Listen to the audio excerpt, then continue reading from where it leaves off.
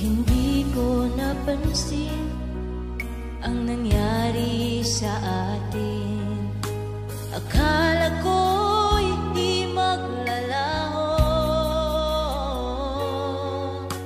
Pag-ibig mo, sinta, ang tanging pag-asa.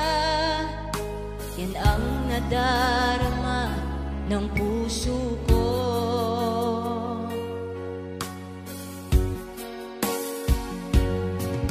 Sabi mo